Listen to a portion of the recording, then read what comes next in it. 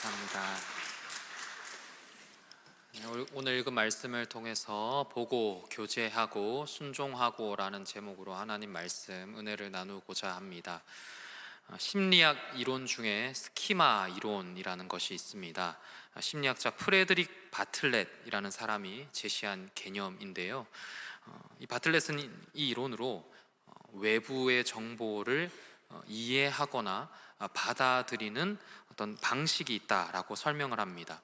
그러니까 어떤 일이나 현상을 맞닥뜨렸을 때에 그 일, 그 현상을 이해하는 어떤 사람들의 이해 방식이나 그 개념들 혹은 어떤 형식이 있다, 틀이 있다라고 설명을 합니다.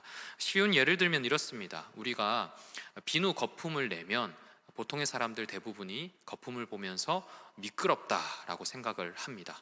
그리고 펄펄 끓는 물을 보면서 뜨겁다라고 생각을 합니다.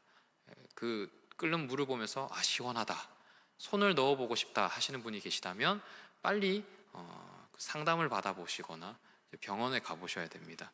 이렇게 경험하고 학습한 내용을 바탕으로 상황을 해석하고 이제 이해하는 겁니다. 한국 속담 중에서는 자라보고 놀란 가슴, 소뚜껑 보고 놀란다가 여기에 아주 잘 들어맞습니다.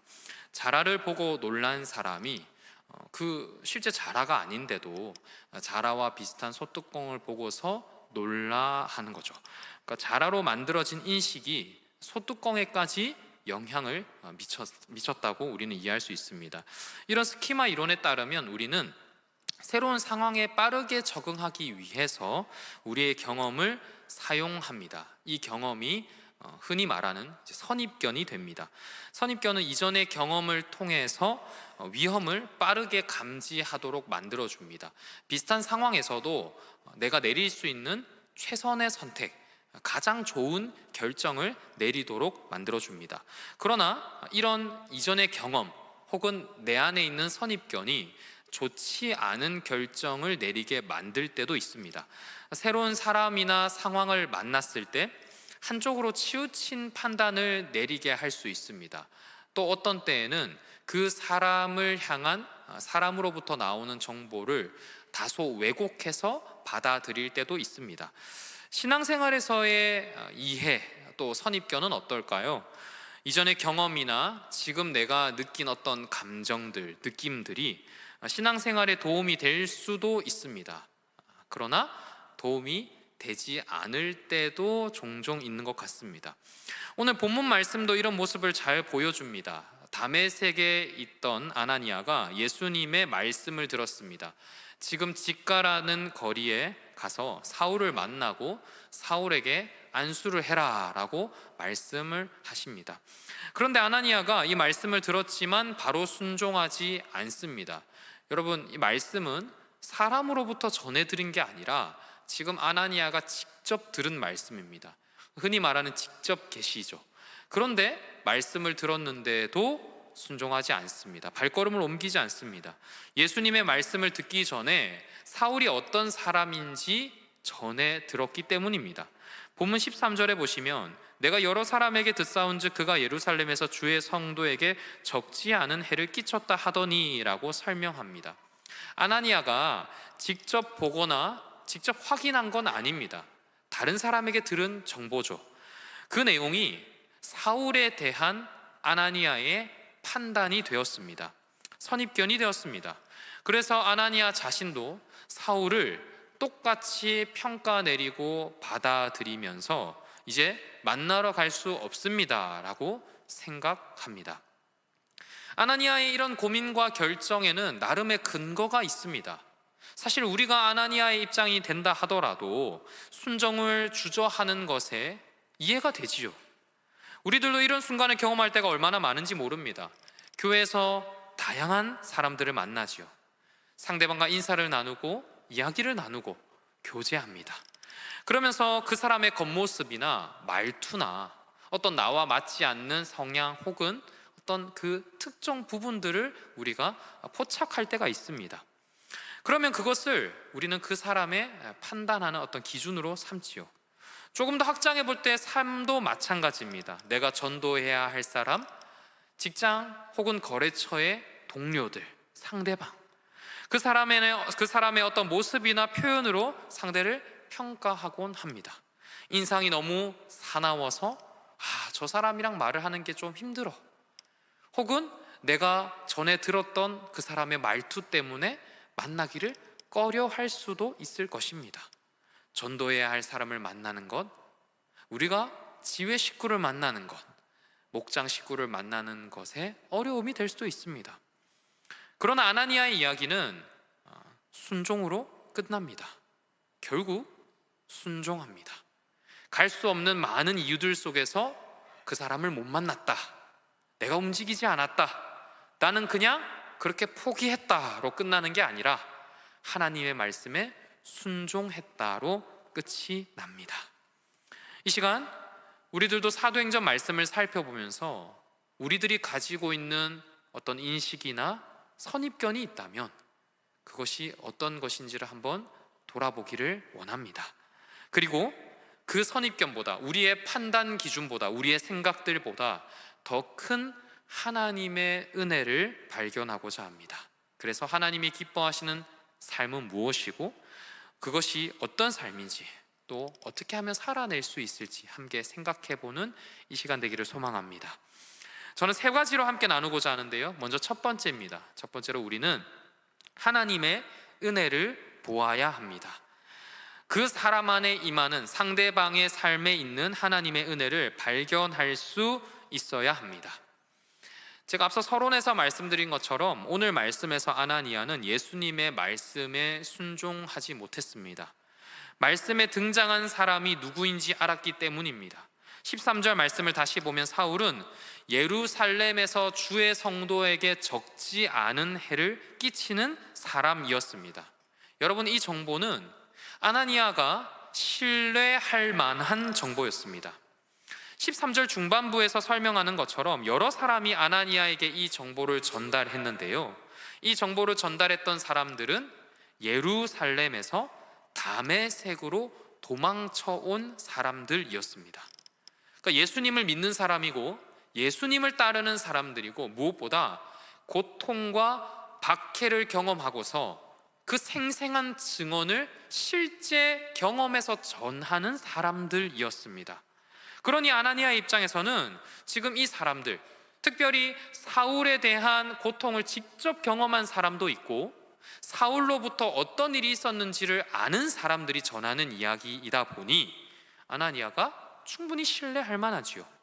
그런 사울이 지금 주의 이름을 부르는 모든 사람을 결박할 권한까지 가지고 왔다고 하니 아나니아 입장에선 굉장히 무서운 이야기입니다.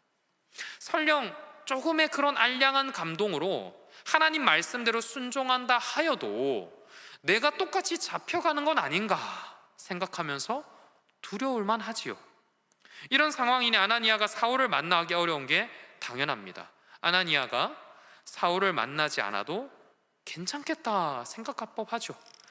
다음 기회에 가능하면 다른 내용으로 순종의 명령을 주시면 안 됩니까? 라고 생각할 법하기도 합니다. 그런데요, 여기서 우리는 놓치지 말아야 할 것이 있습니다. 아나니아의 시선과 생각과 그 중심에 하나님의 은혜가 있는가 하는 점입니다.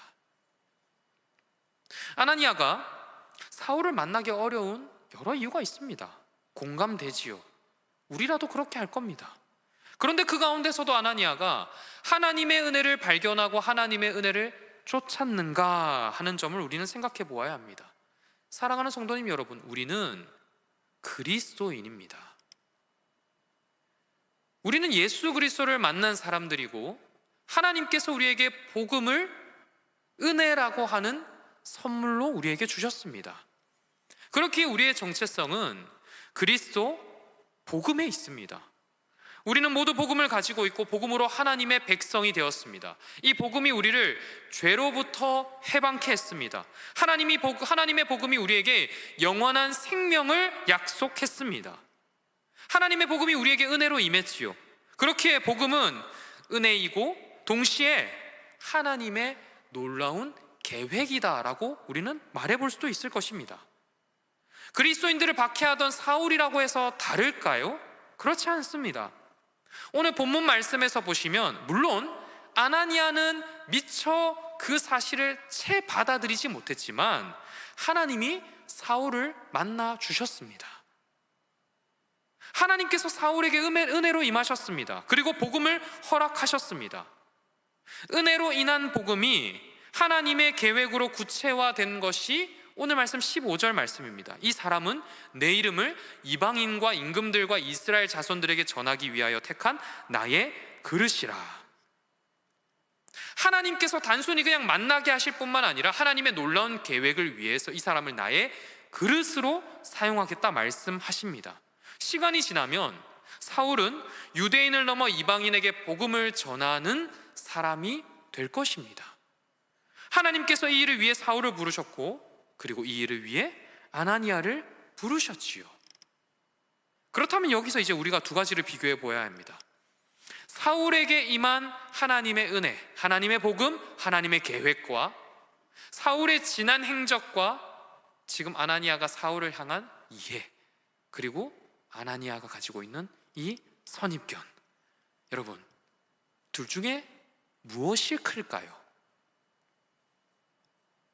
둘 중에 무엇이 클까요? 너무 어려운 질문인가요?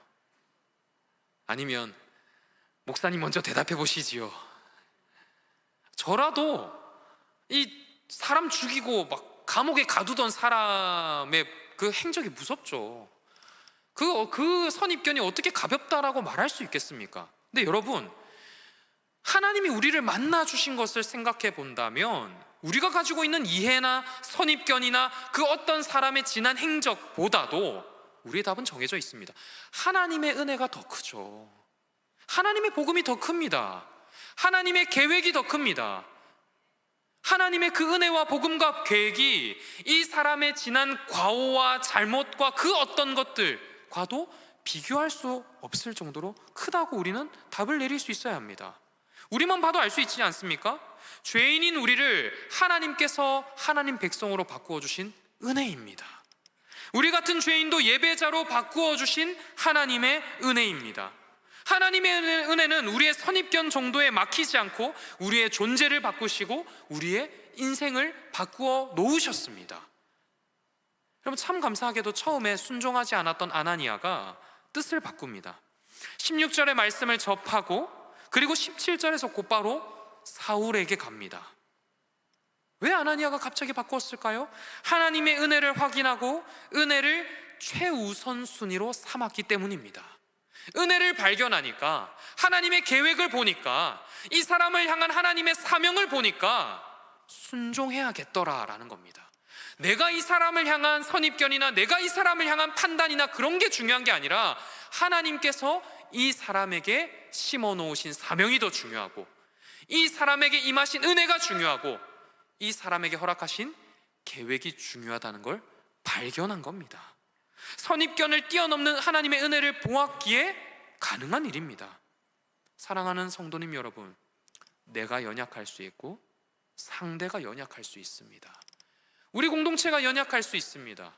삶에서 내가 전도해야겠다고 생각하는 그 사람이 너무 사나울 수 있습니다. 그러나 우리에게는 그보다 더 강력한 하나님의 은혜가 있는 줄 믿습니다. 우리를 바꾸어 놓으신 그 은혜가 상대에게도 있고 우리 공동체에게 있다면 여러분, 우리는 그 은혜를 볼 수 있어야 합니다. 내 선입견으로 내 눈을 닫지 마시고 은혜를 볼 수 있어야 합니다. 은혜를 발견할 수 있어야 합니다. 두 번째로, 우리는 하나님 안에서 교제해야 합니다. 하나님 은혜 안에서 참 교제를 누려야 합니다. 여러분, 아나니아가 사울을 만나서 가장 먼저 한 일이 있습니다. 바로 안수입니다. 안수. 구약과 신약에서 안수는 공통적으로 이렇게 한 사람에게 손을 얹는 행위를 의미합니다. 구약 시대에서는 안수가 축복, 속죄, 소명의 위임, 소명을 이제 알려주는 것, 전달하는 것으로 나타났다면, 신약 시대에서 안수는 치유, 성령 전달, 그리고 악귀가 떠나가는 등의 어떤 그런 모습으로 나타납니다. 여기서 아나니아는 예수님께서 병자들을 치유하신 것과 같은 의미, 같은 목적으로 지금 사울에게 안수를 행합니다. 그런데 이런 행위가 단순히 어떤 의식, 그러니까 진심이라든지 마음에 동하는 것 없이 그냥 행위로만 이루어졌냐 하면 그렇지 않습니다. 아나니아가 삐죽삐죽대면서 억지로 끌려간 사람이 돼서 억지로 행하느냐? 그렇지 않습니다. 아나니아는 교제의 한 방법으로 사울을 안수해 줬습니다. 이런 특징이, 이런 결과가 참 잘 드러나는데요, 제가 두 가지를 볼 건데, 먼저 첫 번째가 형제 사울아라고 부르는 장면에 있습니다. 사울을 향한 아나니아의 인식과 마음이 바뀌어서 사울에게 갔지요. 이전까지는 사울이 적대자였지만 이제는 사울을 교회의 일원으로 인정하고서 부릅니다. 형제 사울아. 내가 찜찜한데 마지못해 왔다가 아니라 정말 영적 공동체의 가족 구성원의 한 사람으로 인정하고 받아들여서 부르는 겁니다. 형제 사울아, 나의 가족 사울아. 아나니아만 이런 교제를 경험한 게 아닙니다. 여러분, 이 감격과 이 교제의 은혜가 사울에게도 그대로 전달됐습니다. 사울은 아나니아가 건네는 이 형제 사울아라고 하는 말의 참 의미를 그 누구보다 잘 깨달았습니다.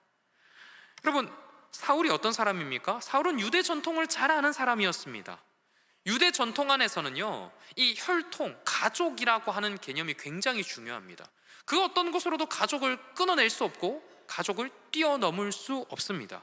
그런데 아나니아가 자신을 향해 형제라고 부르는 겁니다.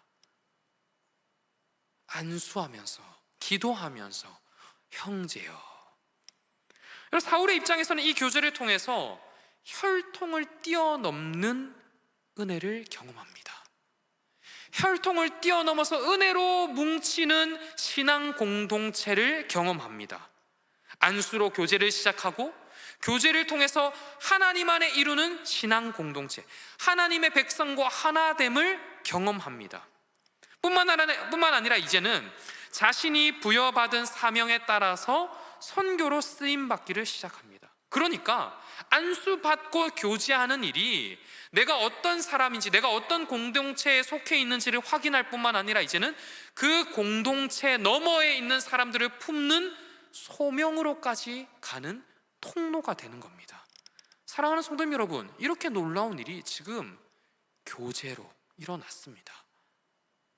교제가 한 사람을 영적인 리더로 만들고 교제가 이렇게 놀라운 일을 만들어냈습니다.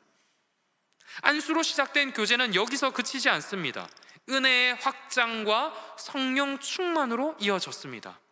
17절 하반절에 보시면 예수께서 나를 보내어 너로 다시 보게 하시고 성령으로 충만하게 하신다 하니 라고 말씀을 하죠.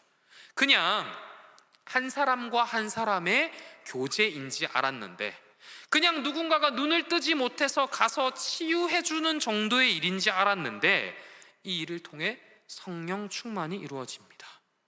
사울이 새 생명을 경험합니다. 새 사람이 되도록 하십니다. 하나님이 맡겨주신 임무에 따라서 이전의 옛사람이 아니라 하나님의 새 사람으로 변화되어 갑니다. 사랑하는 성도님 여러분, 아나니아와 사울의 교제에는 한 가지 큰 뼈대가 존재합니다.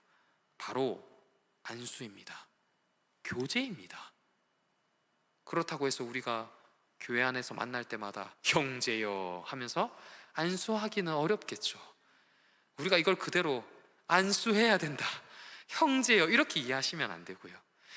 지금 아나니아는 하나님이 명하신 교제의 방법 그대로 순종해서 그 사람을 포용한 겁니다. 용납하고 그 사람과 친밀하게 하나님의 사랑 안에서 교제하지요.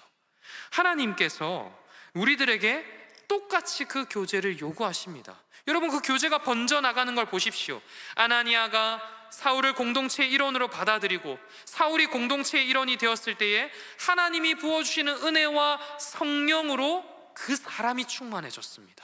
함께 다니는 이들이 성령으로 충만해졌습니다. 사울을 통해서 이방인들이 하나님을 믿는 놀라운 역사가 일어났습니다. 이 모든 일의 시작에 안수가 있고 교제가 있습니다.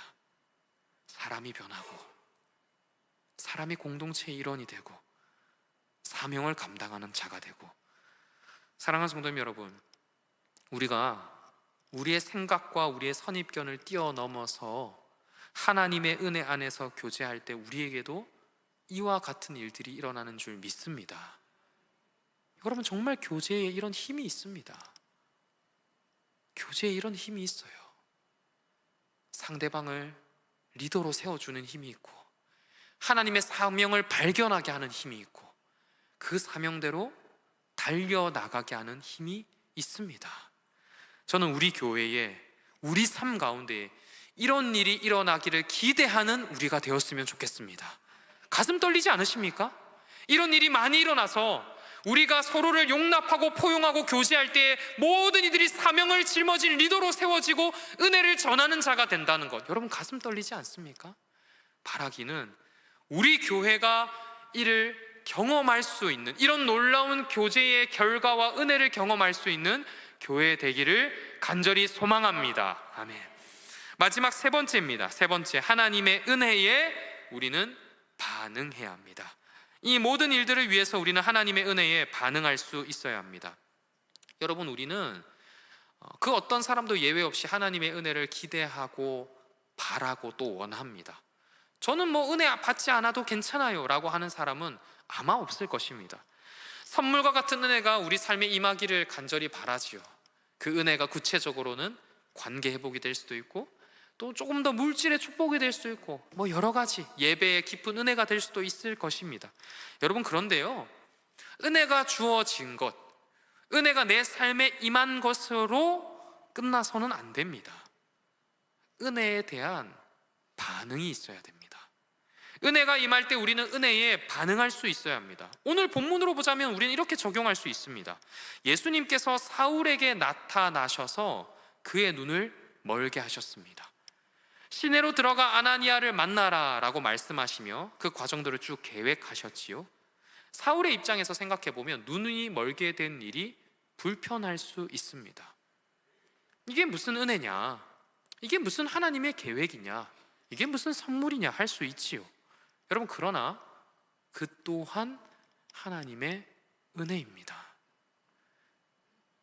우리는 은혜를 마치 선물 상자의 그 포장지를 까서 발견하는 것만 은혜라고 생각할 수 있지만 하나님께서는 그 은혜를 주시는 과정에서부터 우리 삶에 역사하십니다.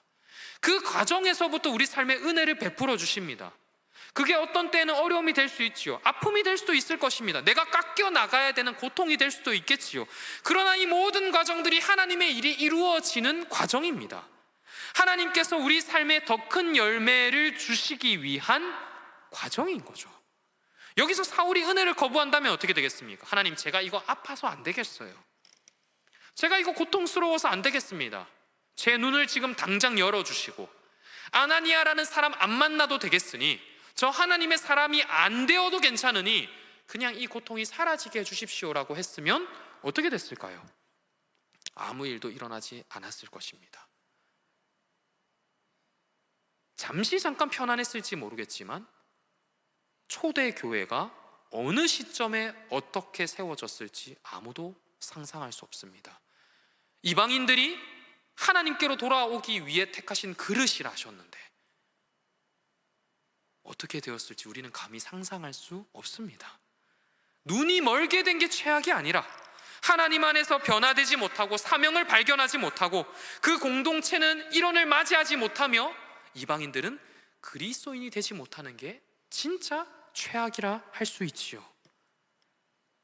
여러분, 아나니아에게도 똑같이 적용해 볼 수 있습니다. 아나니아 입장에서 다소 불편할 수 있는 내용의 환상입니다. 갑자기 사람 잡으러 다니던 사람을 찾아서 만나라고 하지 않습니까? 그런데요, 그 또한 은혜입니다. 하나님의 일이 이루어지는 한 과정입니다. 여기서 아나니아가 사울을 만나러 가지 않았다면 사울의 변화가 이루어질 수 없습니다. 유대인을 뛰어넘어서 앞서 말씀드렸던 그런 일들이 채 일어날 수 없지요. 여러분, 이 모든 일들이 하나님의 은혜로 이루어졌습니다. 하나님의 은혜에 반응하는 사람들의 행동으로 이루어졌습니다. 하나님이 주권적이셔서 내가 아무 일도 하지 않아도 하나님께서 일을 이루어내시느냐? 여러분, 그렇게 하나님은 일하지 않으십니다. 고사리 손 같은 우리들의 행동 하나하나를 모아다가 하나님의 놀라운 그 나라를 만들어 가십니다.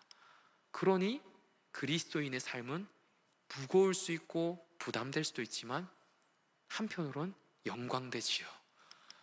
우리 같은 연약한 사람을 그 놀라운 일에 동참하게 하시니까요. 우리에게는 아픔일 수 있어도 그 모든 과정을 은혜로 부르셔서 그 은혜의 반응을 통해 결과를 만들어 가시니까요. 사랑하는 성도님 여러분, 이 말씀을 드리면서 오늘 설교를 마무리하고 싶습니다. 올해 우리 교회에 새가족이 참 많이 오셨습니다. 저희가 새가족 환영의 밤을 이번 주 토요일에 하는데요, 참석하겠다라고 응답하신 그 가정들 그리고 가족들까지 했을 때 약 100여 분이 참석을 하십니다. 오지 못하시는 분들까지 포함하면 훨씬 많지요. 내년 그리고 앞으로 더 많이 오시겠죠. 우리는 어떤 준비를 해야 될까요? 70년이 넘는 세월 동안 이곳에서 좋은 신앙의 전통을 가지고 있는 우리 교회가 어떤 마음가짐으로 어떤 변화를 기대해야 될까요? 우리의 좋은 것들을 그냥 계속 가지고 있는 것, 그것도 필요하겠지만 우리는 하나님의 교제를, 하나님의 은혜를 발견하고 은혜에 반응하는 이 일들을 계속 이루어야 할 줄 믿습니다. 전 이것이 신앙의 온고지신이 아닐까 싶습니다.